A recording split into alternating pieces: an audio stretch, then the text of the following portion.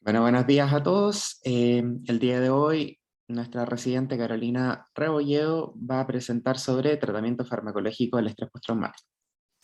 Así que Entonces, dale. como presentó Renato, vamos a hablar del tratamiento farmacológico del estrés postraumático, ¿ya?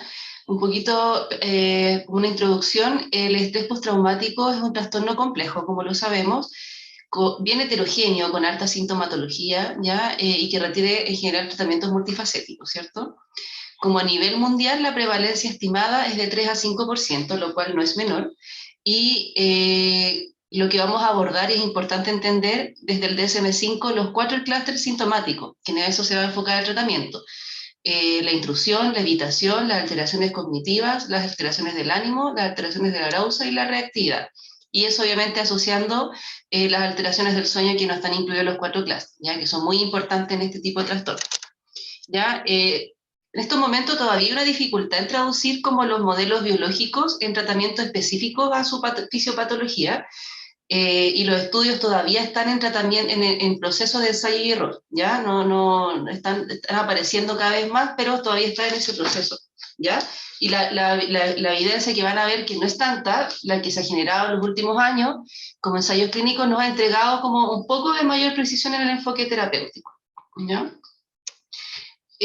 Pocas guías indican como primera línea la farmacoterapia, ya la mayoría, o sea, no, la mayoría de las grandes guías se habla de los tratamientos basados en la evidencia, que son los tratamientos no farmacológicos como el MDR, la terapia de exposición, que son como la primera línea, la mayoría de los tratamientos, de las indicaciones que se dan en las guías, ¿ya? Y como bien se dice que en general los fármacos son administrados en conjunto con la psicoterapia, ¿ya? No van independientes, o sea, la idea es que no sean por sí solos, aunque nosotros vemos la realidad aquí en el Sótero y en Salud Pública, y que en general no tenemos acceso a esas terapias y se usa la farmacología, y por eso creo que es muy importante entender, aunque tenga no tanta evidencia, saber cómo utilizarla, porque a veces nos vamos a encontrar en un contexto de que no hay psicólogo o los psicólogos no hacen MDR, no hacen terapia de exposición, y vamos a tener que ir hacia ocupar los fármacos, ¿ya? Todas las guías recomiendan considerar fármacos en pacientes que principalmente no aceptan o no tienen acceso a la psicoterapia, como lo estamos hablando, ¿ya? Importante tener en cuenta la presencia de las comorbilidades del trastorno psiquiátrico y las múltiples condiciones médicas que estos pacientes puedan tener, ¿ya? Imagínense que el 75% de estos pacientes tienen uno o más trastornos psiquiátricos, y con mayor frecuencia, como siempre, la depresión, los trastornos de ansiedad y el consumo de sustancias. Entonces, como objetivos, eh, principalmente reducir los síntomas del estrés postraumático, ¿ya? El segundo objetivo importante es mejorar la funcionalidad y la calidad de vida del paciente, mejorar la resiliencia al estrés, porque recuerden que son pacientes que a veces tienen menor tolerancia al estrés. Importante reducir las recaídas y obviamente tratar las condiciones psiquiátricas comórbidas que pueden aumentar o complejizar trastorno.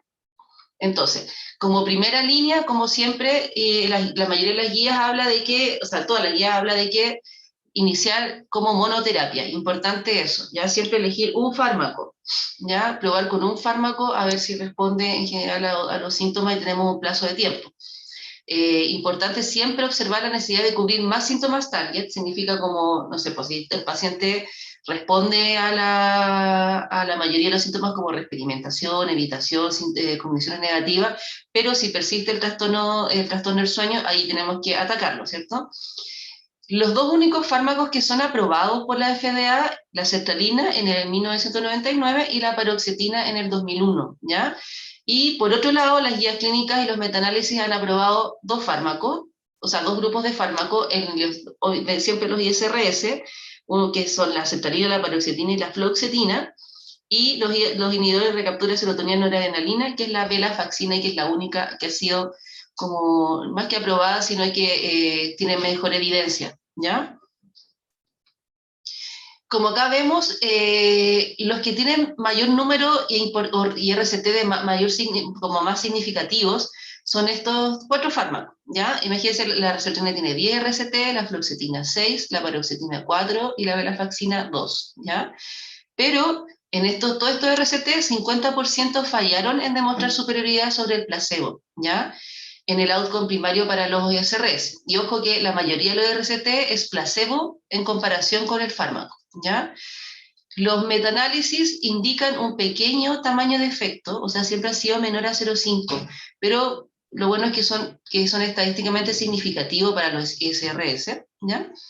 Y las tasas de respuesta en estos estudios, un promedio del 55% para el fármaco, pero 40% para el placebo, que seguimos ahí como, que es lo significativo al final, ¿cierto? Y lo otro importante que tienen que tener muy en cuenta, y que por eso al final no se ocupa los fármacos muchas veces como primera línea, es que solo el 30% de los pacientes logran una remisión completa, ¿ya? Pero esto ha sido demostrado en ensayo a corto plazo, ¿ya? Con respecto a la respuesta sintomática, en estudios de ensayo agrupado, los ISRS y la venlafaxina mejoran significativamente los 3 clústeres sintomáticos del DSM-4, pero con escasa mejoría para los síntomas de reexperimentación, ¿ya? Pero hay una respuesta en el fondo, eso es lo que muestran estos estudios, y lo importante es que tiene una reducción significativa en los síntomas depresivos y mejor funcionalidad, y lógico porque son antidepresivos, ¿cierto? Los que han tenido menos estudios, por ejemplo, la vilazodona y el citalopram, tienen escaso RCT, y esos escasos RCT no son superiores al placebo, ¿ya? Y la fluvoxamina y el escitalopram, solamente encontramos 5 estudios open label y sugieren posible eficacia, ¿ya?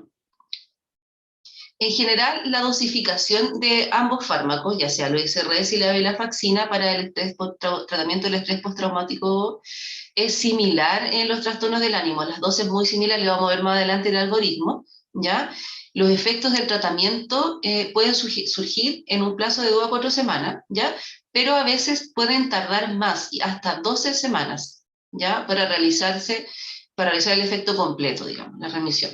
Por eso es importante que quizá que tenemos que tomarnos un poco más de tiempo para decidir en el cambio de un fármaco o la potenciación.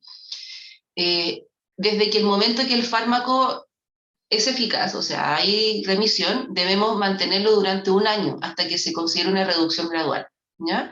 Y como siempre, con todos los fármacos, las consideraciones al seleccionar los SRS, tenemos que pensar en la tolerabilidad, en la discontinuación, por ejemplo, no vamos a dejarle paroxetina a un paciente que sabemos que puede que suspenda fácilmente el fármaco, seguridad y embarazo, y las interacciones farmacológicas como siempre.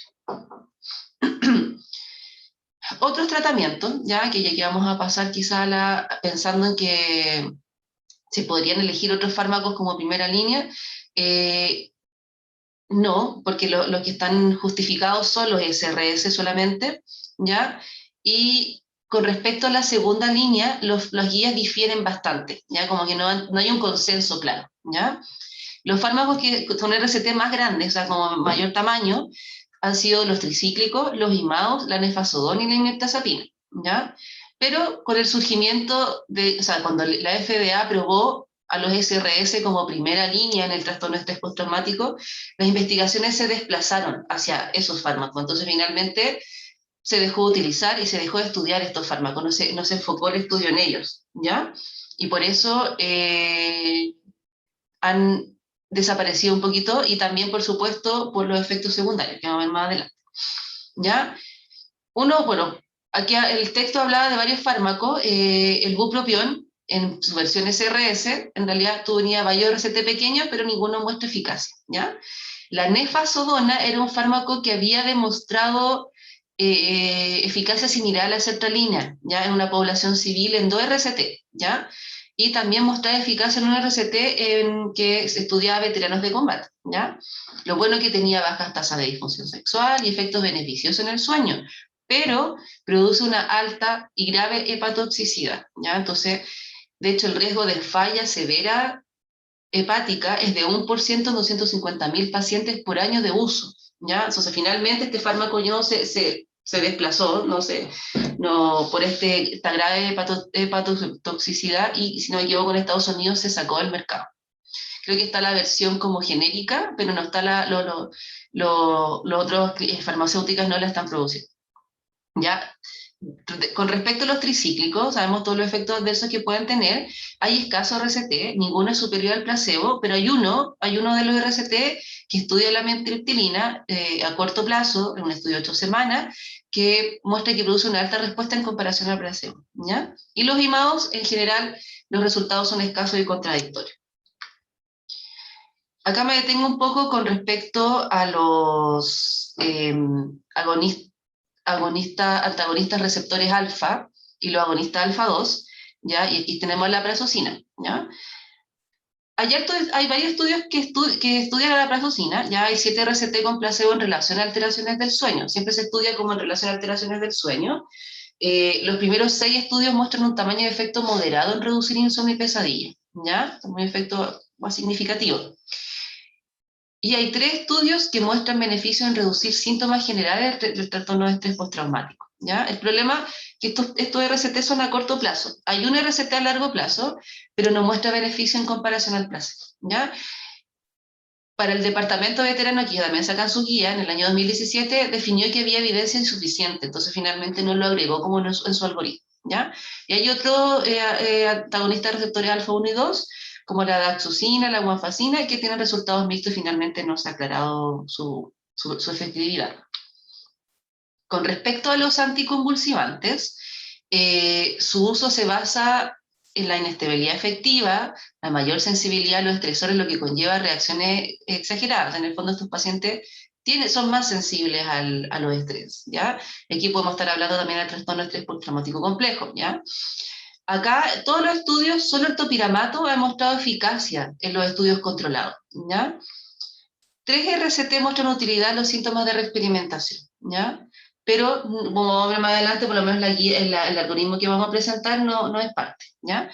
¿Y por qué no se usa tanto? Porque todos sabemos los efectos adversos del topiramato, que es la sedación, el alentecimiento cognitivo, el aumento de peso, ¿ya? Otros fármacos que han sido estudiados han sido la lamotrigina, la pregabalina, el ácido valproico, pero tampoco se ha demostrado con claridad su efectividad. Y hay otros estudios open label, casos y reportes, como que se han hecho con carbamazepina, oxcarbamazepina, gabapentina, levetiracetam y fenitoína, pero tampoco ha mostrado una efectividad clara, ¿ya? Aquí hay fármacos también que funcionan a nivel de hipotálamo pituitario adrenal. La idea es que es regular este sistema, ¿cierto? Por el tema del estrés. Hay RCT que han estudiado la hidrocortisona, la mefiprestona, la hormona tipo 1 relacionada con corticotropina, esta por 6 semanas, ¿ya? Aquí vemos como siempre a corto plazo, y la verdad que no se ha demostrado, no ha tenido resultados positivos, ¿ya? Las benzodiazepinas, estos agentes en general se recetan harto, no, por alguna razón, ya que las guías igual indican muy poca utilidad, y tampoco las recomendaciones en general son consistentes en no usarlos, ya no son recomendados.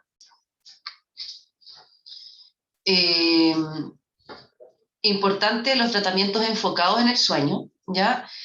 Sabemos que estos pacientes tienen altas alteraciones del sueño, ya sean las pesadillas, ya sean los trastornos de conciliación, ya sea el tema del insomnio, ¿ya?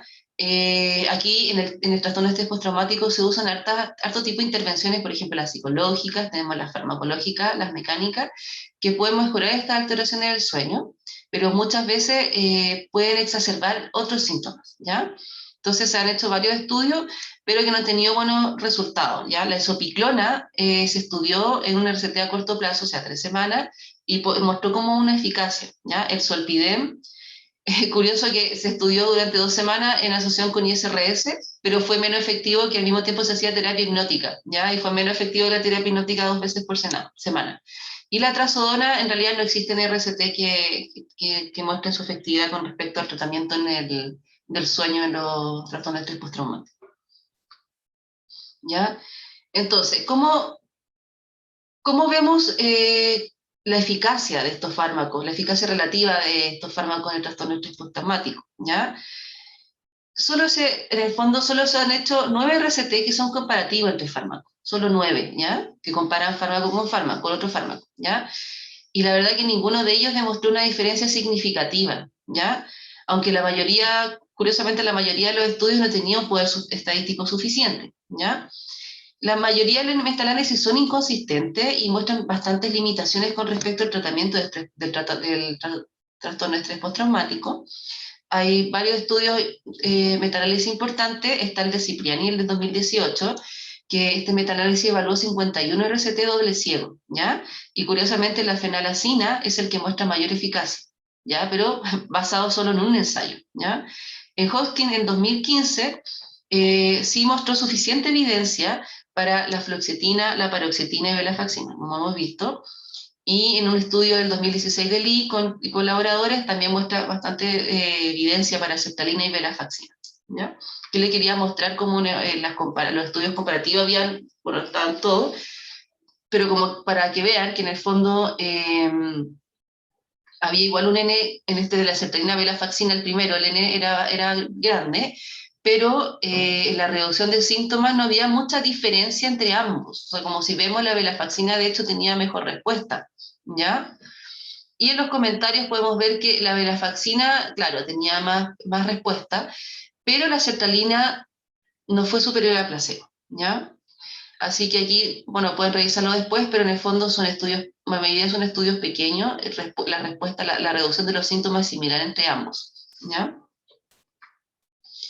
Con respecto a estudios de fármaco en relación a la prevención del tratamiento de estrés postraumático después del trauma, hay varios RCT de control versus placebo. Se estudiaron beta bloqueadores, glucocorticoides, el temazepam, lopiáceo, gabapentina y SRS, ¿ya?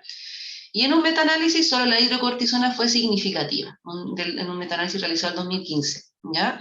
En un estudio de seguimiento de 3 meses, que se realizó en 2011, se administra una dosis de hidrocortisona de 100 a 140 miligramos de según el peso en pacientes que sufren traumas de 6 horas con síntomas de estrés agudo. Y muestra efectividad en reducción reducción del trastorno de estrés postraumático, ¿ya? Y pequeños ensayos muestran que la administración de benzodiazepinas después del evento traumático incrementa el riesgo de desarrollar este mismo trastorno, ¿ya? Se ha estudiado la eficacia a largo plazo, ¿ya? Los RCT son RCT que estudian recaída prevención, en los cuales los que respondían al tratamiento a corto plazo, o sea, como menos de hasta 12 semanas, fueron asignados al azar para continuar con la medicación o cambiar a placebo, ¿ya? Entonces, estos estudios de 6 meses encontraron que los que respondieron a fluoxetina o sertralina, que se mantuvieron con ISDS, tuvieron una menos recaída que la mitad de los que cambió a placebo, o sea, igual es significativo. Entonces, ya estamos en el tratamiento de segunda línea, ¿y qué pasa cuando en tratamiento de segunda línea el paciente no responde? ¿Ya? Aquí podemos hablar de tratamiento de trastorno de estrés postraumático resistente a tratamiento, ¿ya? La respuesta a tratamiento a corto plazo es de aproximadamente como un 60%, y como ya habíamos dicho, la remisión es baja, de un 30%. El problema metodológico que nos encontramos acá es que no hay una definición clara o específica para resistencia a tratamiento en trastorno por estrés postraumático complejo, ¿ya? Entonces los estudios no han establecido indicadores para el cambio o potenciación de tratamiento. Ya no hay claridad al respecto. Entonces el desafío va en relación a la variedad de síntomas de presentación. Hay solo un estudio de combinación de antidepresivos con respecto a su segunda línea, está la mirtazapina y los SRS. ¿Ya? Este estudio de RCT en combinación versus placebo demostraron moderado tamaño de efecto, pero no estadísticamente significativo, ¿ya? Como habíamos visto anteriormente, son pocos los estudios que hacen comparación con antidepresivos y combinación de fármacos, ¿ya? Los antipsicóticos, hay estudios que se han demostrado que han sido exitosos como potenciación del ISRS en TEP resistente sin síntomas psicóticos. Hay 7 RCT que evalúan risperidona, ¿ya? Hay uno que da reportes bien positivos. Hay un RCT más a largo plazo, de 24 semanas, de tratamiento en veteranos, ¿ya? Y la verdad es que falla en demostrar eficacia la risperidona. Un estudio de Villarreal 2016 de quetiapina también mostró un tamaño de efecto significativo en trastorno de estrés postraumático. Después de 12 semanas en 80 veteranos con trastorno de estrés postraumático, y la olanzapina tiene recetas muy pequeños, pero el problema es los efectos metabólicos, y principalmente la gente, los estudios lo abandonaba el tratamiento por el importante aumento de peso, ¿ya? Hay un metaanálisis que hace un análisis de 9 RCT en el año 2014, que es de antipsicóticos atípicos versus placebos, ¿ya? Y aquí encontraron beneficios significativos en el tratamiento de síntomas centrales, sobre todo la experimentación, pero no estadísticamente significativo ni prearousal o evitación, ¿ya? Y lo otro importante, como siempre, es considerar los efectos metabólicos. Se habla de tratamientos combinados, que no es lo mismo que es la psicoterapia con antidepresivo. Esto en realidad es como psicoterapia mejorada con antidepresivo, ¿ya? En el sentido de que la idea es administrar un fármaco que puede ser minutos antes del inicio de la psicoterapia o minutos después de la psicoterapia, que podría tener efectos beneficiosos y potenciar el tratamiento, ¿ya? Con respecto a esto, los estudios tienen resultados mixtos también, ¿ya? Pero como anécdota, se han estudiado estos tres fármacos, la cicloserina, los glucocorticoides y el MDMA, que es el Exatex. Y el MDMA ha tenido buenos resultados. Ya, de hecho, la FDA lo nombró como terapia innovadora y va en fase 3, de hecho. Así que quizás un fármaco que más adelante no va a salir como aprobado y nos va a ayudar como a potenciar la psicoterapia, ¿ya? Entonces, puse este monito en el sentido de decir qué ganas o cómo lo hacemos en el fondo, o damos hartos fármacos, nos encontramos en el CT o en ambulatorio con pacientes con esta cantidad de síntomas de reexperimentación, con antecedentes de trauma, y decimos, ¿vamos directamente al fármaco? ¿Le dejamos fármacos para que se sienta mejor?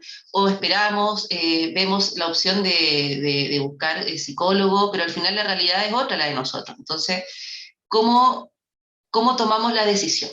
¿Ya? Y cómo nos orientamos a tomar buenas decisiones con respecto al tratamiento farmacológico, ¿ya?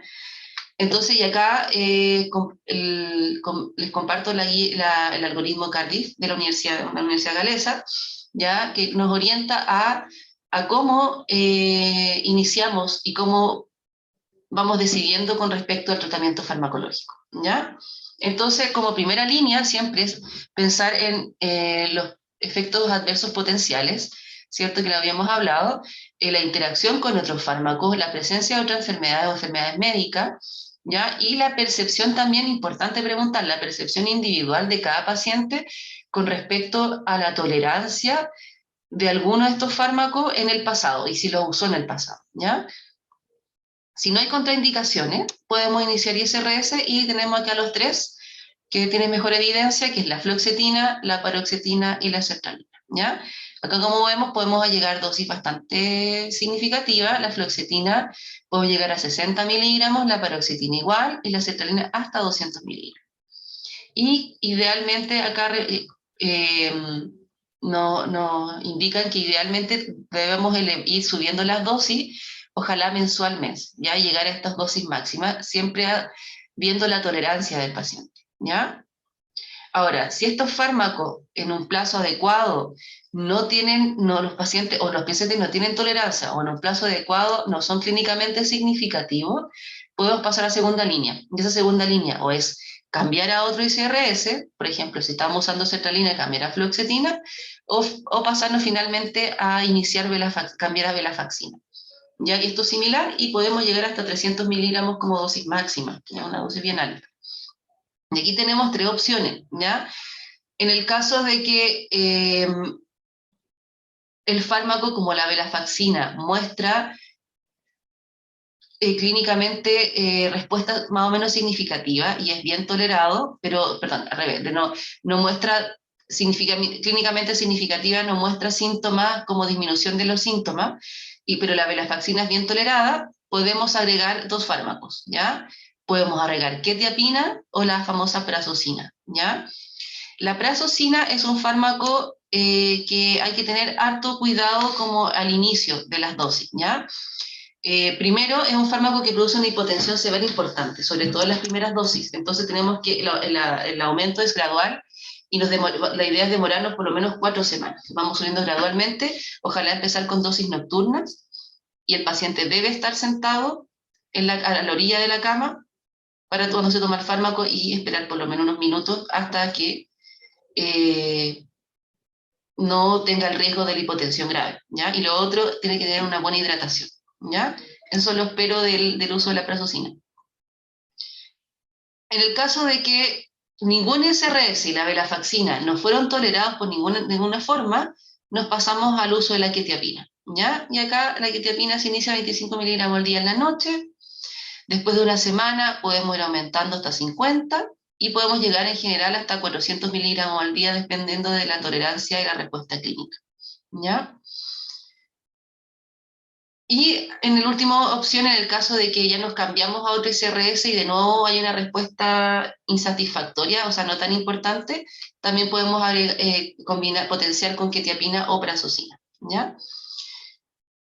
En el caso de que ninguno de estos fármacos nos dé una respuesta satisfactoria, ¿ya? Podemos considerar estos tres, la amitriptilina, la mirtazapina, la fenalacina, ¿ya? Pero son fármacos que ya, como hablamos, tienen mucho menor evidencia, ¿ya? Así que esta guía después se la puedo compartir la clase, es súper buena, es súper clara, y nos orienta bastante bien a cómo seguir las indicaciones y cómo ir cambiando de fármaco, ¿ya? Siempre importante como recalcar, explicarle al paciente los efectos adversos de cada fármaco, lo que puede pasar con dosis más elevadas. Entonces, en ese caso, podemos decidir hacer el switch antes y ahí va a depender de cada tratante. ¿Ya? Entonces, como conclusiones, podemos hablar de que los únicos fármacos que tienen mejor evidencia son los ICRS, como los hablamos, ¿ya? Que son la fluoxetina, la paroxetina, la sertralina y los inhibidores de recaptura de serotonina noradrenalina, que es la venlafaxina, ¿ya? No es una evidencia fuerte, ¿ya? Pero nos orientan a que ese es como el tratamiento de primera línea. El resto de los fármacos tienen escasa evidencia, los estudios a veces son estudios muy pequeños, ¿ya? Que en el fondo con tamaño de efecto no muy importante, algunos no son significativamente estadísticos, ¿ya? Y por eso lo dejamos como segunda o tercera línea, ¿ya? Pero yo creo que destacar acá lo más importante es como el criterio clínico, en el fondo, si tenemos MDR, si tenemos terapia de exposición, si tenemos opción de psicoterapia, aunque sea una terapia narrativa que también tiene evidencia, para el trastorno de estrés postraumático, orientémonos a eso. O sea, idealmente siempre comenzar, y las guías clínicas lo dicen, ¿ya? El que tiene mejor evidencia para estos trastornos, ¿ya? Ahora, obviamente, como criterio clínico, tenemos un paciente, ejemplo CDT, que no hay psicólogo, no hay MDR, no tenemos estas opciones, y vemos al paciente que lo está pasando mal, que tiene mucha sintomatología, claramente tenemos que optar por el fármaco, ¿ya? Con todas las precauciones posibles. Así que eso, muchas gracias. Muy bien, Caro, felicitaciones. Una muy buena presentación, clarita, y muy bien resumida, fíjate. Me gustó harto como en el fondo la integración de toda la evidencia, porque no es fácil. Yo recuerdo hace un tiempo haber leído la guía del Veterans Affairs y es como súper desesperanzadora. Igual. Uno diría, espérense, deme por favor segundos que tengo que abrirle a mis perros porque están rayando la puerta. Espérenme.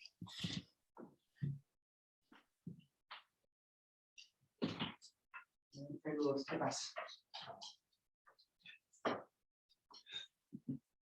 Ya, disculpen. Entonces, haber leído la guía del Veterans Affairs y es como bien desesperanzadora, entonces por eso es que les quise poner la de Cardiff, ¿ya? Porque esa igual como que suena rarito, así como que nunca les hemos mostrado guías de Cardiff. Bueno, no es que tengan guía de todo, sino que Cardiff es una universidad, o sea, Cardiff es un centro que es centro de referencia también de estrés postraumático. Entonces, por eso es que es uno de los algoritmos como más utilizados. Que si se fijan, no es tan ultra distinto a lo que uno podría de repente hacer en depresión. Hay algunas novedades, por supuesto, como por ejemplo las combinaciones desde el paso 2, que es como ya, perdón, desde el paso 3, que es como la combinación con quetiapina o prazosina, ¿ya? Qué bueno que mencionaste el detallito de la carga de prazosina, porque no es menor porque es fácil embarrarla, ¿ya? De hecho, si mal no recuerdo, bueno, tú mencionaste algo de eso, cómo se hace el tema del que esté acostado y cómo es la carga y la diferencia entre la carga de hombres versus mujeres. em, pero es importante eso, se los menciono porque, bueno, nosotros no tenemos prazosina acá, pero tenemos doxazosina, que es un primo hermano, el Cardura XL. em, Teóricamente podría ser menos jodido con la parte de la hipotensión, pero es más bien teórico, porque igual es pesadito, tiene mucha menos evidencia, eh, se ocupa poco en general. Yo creo haber visto un par de pacientes nomás ocupando cardura, como porque, bueno, porque no hay prazosina. Pero les cuento que si bien es cierto, como bien mencionó la Caro, evidencia como, por ejemplo, en ese sentido, para la trazodona no hay mucha, de hecho no hay, pero por el efecto farmacológico tiene mucho sentido que pudiese también funcionar, pensando en lo que hace, ¿no? En los receptores que le pega. Eh, bueno, como tú bien dices, se estudió primero la nefazodona, que es un primo hermano. Claro, tenía el riesgo de la hepatotoxicidad, pero también importante que, si bien es cierto, se parecen ambos fármacos, el efecto antihistamínico y el efecto antagonista alfa 1 y 2 es bastante más intenso en trazodona a dosis menores que en nefazodona, ¿ya? Entonces tendría mucho, de hecho no sé por qué no se les ocurre probarla esa primero. Me tinca que es porque no habían cachado la parte del tema de la transmisión alfa en pesadilla, en esos años, me imagino, pero no lo sé. Em, pero tendría mucho sentido, y la verdad es que por lo menos la experiencia clínica nos ha mostrado efectos positivos con trazodona, ¿ya? En ese sentido. Eh, Técnicamente, si nos ponemos a hacer farmacomitología, cualquier otro fármaco que pudiese tener un efecto como antagonista alfa 1 podría servir. Em, pero obviamente hay una cosa en la teoría y otra cosa en la evidencia, ¿ya? Por eso es que a veces se ocupa un poquito, se ocupa risperidona, se podría ocupar, ¿cómo se llama? Olanzapina, quetiapina, Me, todas las cuestiones que te me, han influenciado. me ¿Mm? causó curiosidad que en realidad el texto igual mostraba que harto RCT tenían buen resultado con el risperidona. Exacto, Y hablaba claro, poco lo de que la pasa es quetiapina. Entonces ahí me quedé así como, no entendí por qué la elección fue quetiapina y no risperidona. Me imagino que puede ser porque es muy típico, es más típico de lo atípico. Entonces, no lo sé, me quedo dando vuelta en el fondo esa, ya, esa diferencia.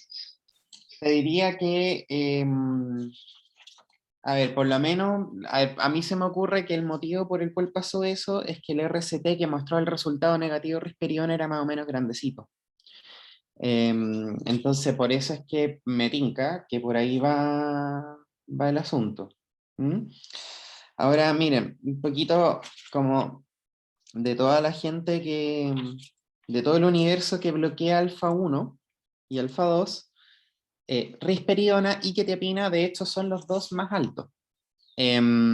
Otra gente, otros antipsicóticos y otros antidepresivos bloquean receptores de la línea, pero son ellos los que tienen tienen menor K sub I del resto de los antipsicóticos en ese efecto. Por eso es que tiene sentido que podrían servir y que la realidad nos muestra que efectivamente podría servir.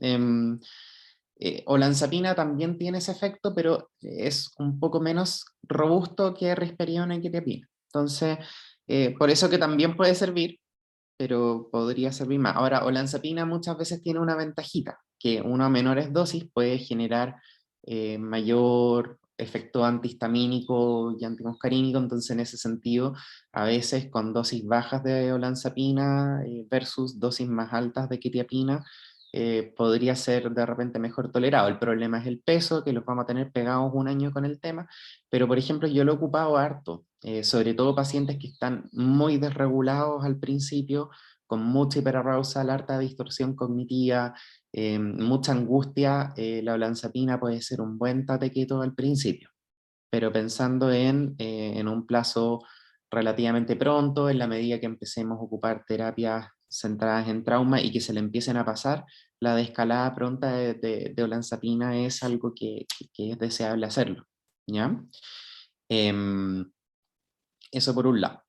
Ya, por otro lado, si bien es cierto, a ver, como que está harta desesperanza con respecto al tema de las respuestas, de las respuestas un poco a los fármacos en estrés postraumático, pero si se fijan los números, tú lo mencionaste, tasa de respuesta PERI 60, tasa de remisión PERI 30, ¿les recuerda algo?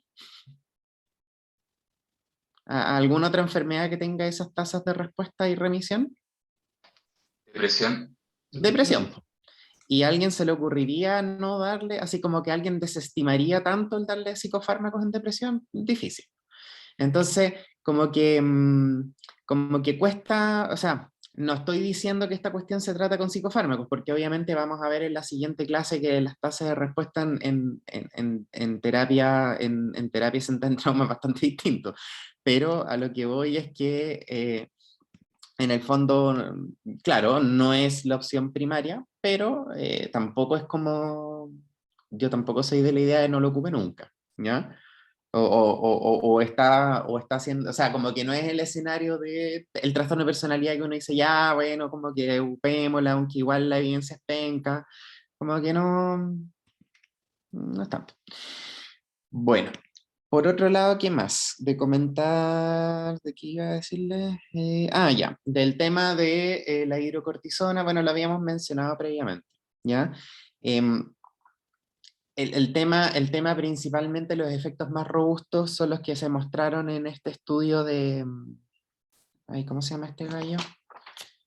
Bueno, filo, el gallo, en este estudio, que un gallo impronunciable, que creo que si mal no recuerdo que tiene revisión Cochrane, y que efectivamente muestra dentro de las primeras 6 horas como un efecto en reducir como el paso del trauma al estrés postraumático. Les mencioné un ejemplo de un par de casos que he tenido que de hecho he hecho eso, los he mandado a urgencias así como pónganle hidrocortisona. Bueno, poquitos casos, pero me han funcionado bien. Em, ya, con respecto a la psicoterapia mejorada por fármacos, algo súper interesante, porque a ver, la cicloserina, no sé si han escuchado alguna vez de ella o si hemos hablado alguna vez de ella. Sí, hemos hablado de ella. ¿Ya? Bueno, no les voy a dar la lata de nuevo porque si hemos hablado de ella, ¿para qué lo vamos a repetir? ¿Ya? Em, y el éxtasis, ¿ya? Eso es novedoso, ¿ya? Em, a ver, con respecto al éxtasis, bueno, no sé si conocen mucho qué es lo que hace. Pero en general, a ver, el efecto clínico del éxtasis genera, a ver, tiene un efecto relativamente como anfetamina-like, aumentando en el fondo la liberación de noradrenalina y dopamina, pero también inhibe la recaptura de serotonina. No en grado tan robusto como lo anterior, pero existe. Por lo tanto, estamos de entrada aumentando las tres monaminas. Por lo tanto, si tuviéramos que hacernos una idea de qué fármaco podría ser relativamente, relativamente similar, ¿se les ocurre alguno? ¿Algo que te suba las tres monaminas?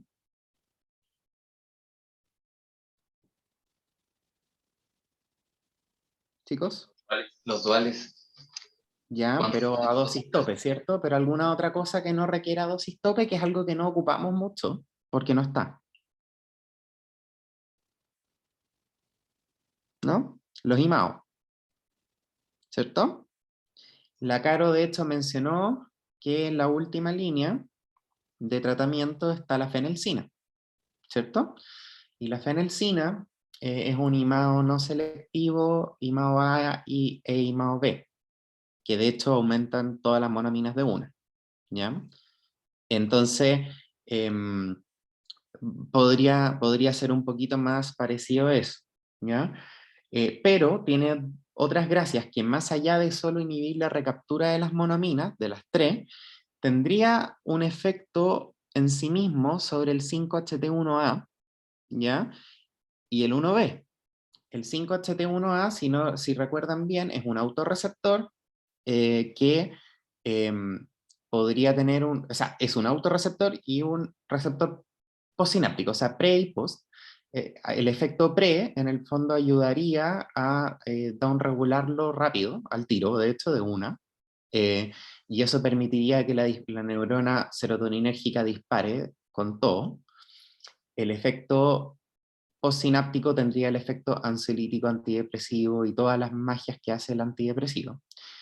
Y el receptor 1B y 1D son presinápticos y eso es lo que hacen es que favorecen, al bloquearlo, favorecen la liberación de serotonina también. Entonces tenemos mecanismo de recaptura de las tres monaminas, tenemos un efecto proserotoninérgico mediante el bloqueo de dos receptores serotoninérgicos, eh, y eso se ha visto que atenúa en el fondo síntomas depresivos, síntomas ansiosos, reduce la respuesta amigdaliana al miedo y aumenta la autoconfianza. No contento con esto, el éxtasis hace otra cosita, que también tiene efectos alfa 2, por lo tanto podría disminuir la hipervigilia, y de pasadita tendría ese efecto como medio antidepresivo que tienen los alfa 2, se piensa que podría liberar también de forma intensa oxitocina, y eso podría generar este efecto que se llama como empatógeno, ¿ya? Em, pero lo que sí es como, no, a ver, esto es súper importante, en las terapias con éxtasis no es como, sí, consuma éxtasis mientras, así como libremente, así como vaya al rave y mándese un éxtasis, sino que eh, en el fondo son un tipo de psicoterapia muy intensa, que se hace psicoterapia bajo éxtasis, ¿ya? En general se ocupan dos coterapeutas, eh, y podría reducir de forma, hay algunos estudios preliminares, pero por ejemplo las tasas de respuesta a éxtasis son bordeando el 80%. O sea, de hecho, perdón, no respuesta, recuperación. O sea, una persona en terapia con éxtasis podría tener una recuperación del 80% versus placebo. En el fondo el placebo es con la misma coterapia, entonces tampoco es como un placebo inactivo. Y los efectos se ha visto que podrían ser de hecho a largo plazo.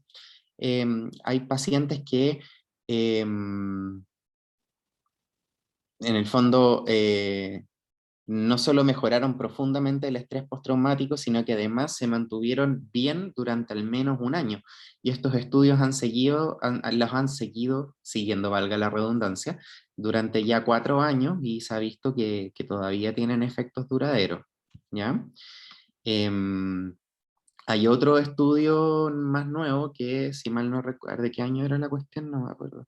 Pero era así como de ahora. No me acuerdo si... 2021. Sí, efectivamente, era 2021. Y que es un RCT, em, que en el fondo les sacaron la psicoterapia, los metieron a éxtasis versus placebo, midieron objetivamente los síntomas de estrés postraumático con escala, ¿ya? Y se ha visto que tiene un tamaño efecto de 0,4, que claro, no es impresionante, pero es, ¿ya? Pero en el fondo las puntuaciones que terminaron el tratamiento en el grupo de éxtasis tienen una respuesta bastante robusta, no encontraron efectos adversos de potencial de abuso, ni tendencias suicidas, ni prolongación del QT, y en el fondo la terapia asistida por éxtasis pudiese eventualmente ser muy, muy útil en estrés postraumático grave. Evidentemente este tipo de terapias, como les mencioné, no es que se vayan a consumir éxtasis por la vía, sino que es un tipo de terapia que se hace bajo psicoterapia muy intensiva. O sea, muy intensiva es que los tienen casi un día entero haciendo terapia. Es una locura. No es como que tampoco así como que están 30 minutos. Entonces, es una opción súper interesante. Yo no sé si alguien había tenido la oportunidad de leer algo de eso, pero bueno, les aprovecho a contar. Em, Eso, pues, ¿ya? No sé si hay más dudas, más preguntas. Hola Renato, Hola, ¿quién el habla? año Ahí pasado está, ahí, Javier. sí, el año pasado revisamos este mismo algoritmo con la doctora Aguirre Ujú. y es como bien didáctico, pero el problema quizás que uno va viendo después cuando va viendo pacientes es que quizás es más efectivo después apuntar a clúster sintomático, porque a lo mejor si uno parte con un ISRS se queda corto con el insomnio, con síntomas como el hiperalerta, entonces quizá ir apuntando a clúster y eligiendo los fármacos de esa forma. Ya, qué bueno lo que me preguntaste, fíjate. A ver, sí, efectivamente existe otro abordaje que de hecho lo ocupan en el algoritmo de Harvard. ¿Ya? Denme un segundo. Y el algoritmo de Harvard hace específicamente eso. En el fondo parte de entrada manejando clúster sintomático. Entonces, por ejemplo, si un gallo tiene predominantemente pesadillas, les parten prazosina de entrada antes del ICRS. Si eso no anduvo, o en el fondo sigue solo con las pesadillas, pasan a trazodona. Si está con el resto de los síntomas, le meten el ICRS. Si no anda, le meten el dual. Si no anda, le meten, ya se ponen artísticos con otra cosa. La verdad es que en general, esto es en general en psiquiatría y particularmente verdad en escenarios donde, no, diría que en todos los escenarios, el abordaje por clústeres sintomáticos de entrada a veces lleva muy fácilmente a la polifarmacia. Recordemos un detallito, la probabilidad de que alguien tenga estrés postraumático con solo pesadilla es nula, porque de hecho para hacer el diagnóstico de estrés postraumático no basta un síntoma. Lo segundo es...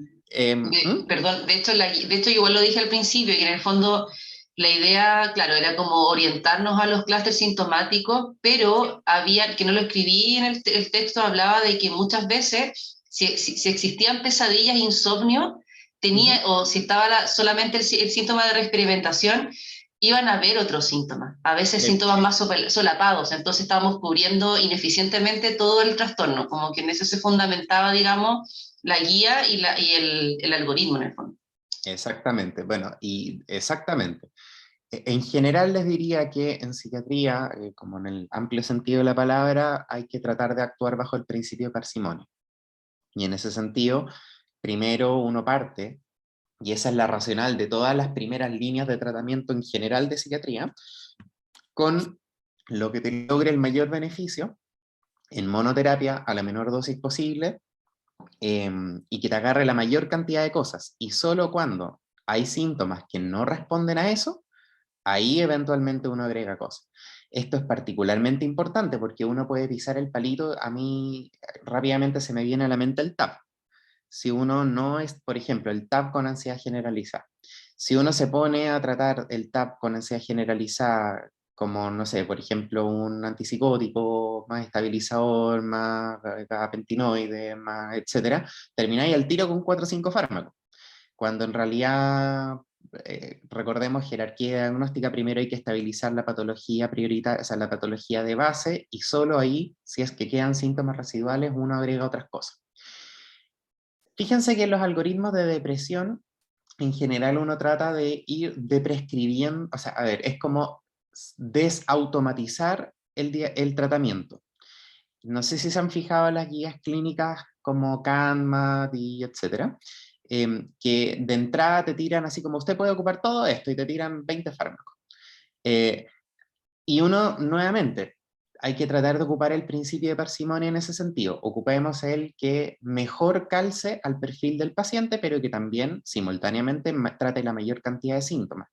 Porque si no, entramos a, por ejemplo, una depresión anérgica pero con harta ansiedad, entramos a ocupar ISRS más sedante para bajarle la ansiedad, por ejemplo, citalopram, y para mejorarle la energía le agregamos un psicoestimulante o bupropión o lo que sea, cuando en realidad el perfil más adecuado para ese paciente podría haber sido venlafaxina de entrada. ¿Se entiende, no? Entonces, y solo si la ansiedad no ha sido suficiente, entonces, por ejemplo, agregaríamos un antipsicótico típico. Y ahí tenemos 2 fármacos en vez de 3, ¿cierto? Entonces, a eso se refiere. Entonces, quizá el algoritmo de guiado por síntomas pudiese tener cierta racionalidad en pacientes que son oligosintomáticos, tal vez. Pero como decía la Caro, en general eso es súper poco probable. Alguien que tenga hiperarousal nocturno sin reexperimentación, sin síntomas afectivos, sin síntomas angustiosos, sin distorsiones cognitivas, es súper poco probable. Pero bueno, obviamente para todo existe, de más que existen personas así. Recordemos un detallito que lo había olvidado mencionar. A veces las personas que experimentan trauma vinculado al mundo militar, que es como harto lo que pasa en el Veterans Affairs y todas esas cosas, eh, esas guías están pensadas en ellos y a veces a estos gallos les pasa ese contexto, así como que solo están con pesadillas, pero que durante la vida funcionan un poco mejor. O que están en psicoterapia bacán, centrada en trauma, pero las pesadillas no han respondido, entonces bueno, ya, trazocina, ¿se entiende? O trazón, o, o ketamina, o risperidona, o etc. ¿Sí? Corta 2 también tiene una pregunta. ¿O no? ¿O nada que ver? Hola, Hola. yo tengo una duda. Ujú. Yo soy becada de psiquiatría infantil, eso sí. Quería preguntar por la clonidina, que nosotros lo ocupamos harto, sobre todo cuando hay trastornos del sueño, pacientes hiperalertas, y me ha llamado mucho la atención que en adultos no lo ocupan, diría que nada. Sí, en No sé general si... ocupamos poco la clonidina, es cierto, tienes razón. Tal vez deberíamos ocuparla más. No lo ocupamos tanto porque tenemos menos evidencia en adultos que en cabros chicos. O sea, primero, ¿ya? Segundo, porque, a ver, te diría que más bien, a ver, la clonidina puede ser jodida de ocupar, ¿ya? Lo que pasa es que, a ver, ustedes lo ocupan más porque la titulan más bajito, pero en el fondo, contrapreguntando, ¿de qué es lo que hace la clonidina particularmente?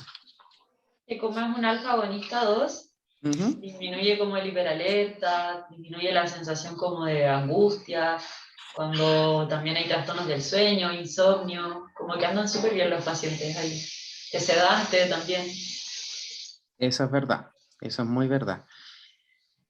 Pero mira, te diría que lo que encuentro jodido o sea, yo por lo menos lo encuentro jodido, son varias cosas, ¿ya? Lo primero, recordemos que la clonidina es un agonista alfa 2A, B y C no selectivo, ¿cierto? Por lo tanto, el alfa 2B sí efectivamente está ligado más a la sedación, pero el alfa 2C, ¿cuál es el problema? Que es un efecto secundario importante de la clonidina. No sé, no me acuerdo. Hipotensión ortostática, ¿cierto? Si bien es cierto, la prazosina también la hay, si de hecho ese es el problema, eh, podría ser más jodido en ese sentido. Porque recordemos que las pesadillas en el fondo las podemos tratar por el efecto antagonista alfa 1, que recordemos que el antagonismo alfa 1 y el agonismo alfa 2 tienen un efecto similar, ¿por cierto? Agonizar el alfa 2 es similar a antagonizar el alfa 1. Entonces, en ese sentido tendría sentido. Pero se ha visto que las pesadillas están más ligadas al bloqueo alfa 1 que lo segundo, ¿ya? Em, lo otro que encuentro jodido de la clonidina, a mi modo de ver, es la vía media, ¿ya? Entonces, las titulaciones, a veces, claro, en los niños en dosis más bajitas pueden andar bien, pero en adultos esas titulaciones podrían no ser tan fácil de manejar, ¿ya? Em, para eso, obviamente, existen presentaciones de liberación prolongada, que eso no soluciona ese problema. Pero eso sí que no está tan disponible y para eso inventaron otro fármaco, ¿cierto? Que de hecho podría evitarnos la hipotensión ortostática, tener menos sedación y tener un efecto positivo en ansiedad, perdón, en pesadillas, que es y que tiene vía media prolongada, que es otro fármaco que ustedes ocupan, pero que acá no lo ocupan porque no hay. La guanfacina. La Que de guanfacina. hecho la mencionó la Caro, pero igual me llama mucho la atención que no tuviera RCT. Sí, es que lo que pasa es que la Caro mostró los resultados en adulto principalmente. Em, Probablemente se ha estudiado poco, en ese sentido, probablemente se ha estudiado poco. Diría que ese es un detallito. ¿Mm? Em, bueno, eso yo creo, esto no es la verdad, pero yo creo que esa es la explicación del por qué no ocupamos tanto clonidina. Bueno, y lo otro que también es una cuestión súper práctica, que te puede sonar un poco tonto, pero nosotros en adultos no tenemos clonidina y no la hemos conseguido. En infantil sí tienen clonidina y sí la tienen disponible. Entonces, que es una cuestión como mucho más como doméstica, pero que en el fondo podría ser la explicación también del por qué lo ocupan más ustedes que nosotros, ¿ya? Sobre todo porque ustedes tienen otro uso de la clonidina que nosotros no lo tenemos mucho, que es el déficit atencional con esta mezcla con oposicionismo desafiante. Entonces, claro, por eso es que se justifica como el tenerlo, versus nosotros que no se justifica tanto tenerlo porque cuesta convencer al comité de farmacia que lo tengamos. Bueno, eso. No sé si logré responder tu pregunta, tal vez me dio un rodeo medio largo, pero... No, sí, sí, gracias. De nada. No sé si hay alguna otra pregunta. ¿No? Ya. Súper bien, Caro, me encantó la presentación. Mándamela por fin. Y próxima sesión tocaría tratamiento no farmacológico. Así que eso. Aprovecho de transmitir el mensaje a todo el resto de los residentes que por favor manden todas sus presentaciones que han hecho a lo largo de la historia, porque nos sirven a todos, ¿ya? Y para ir subiéndola al Drive. Que estén bien, cuídense harto. Chao, Renato, nos vemos. Que les vaya bien. Chao, chao.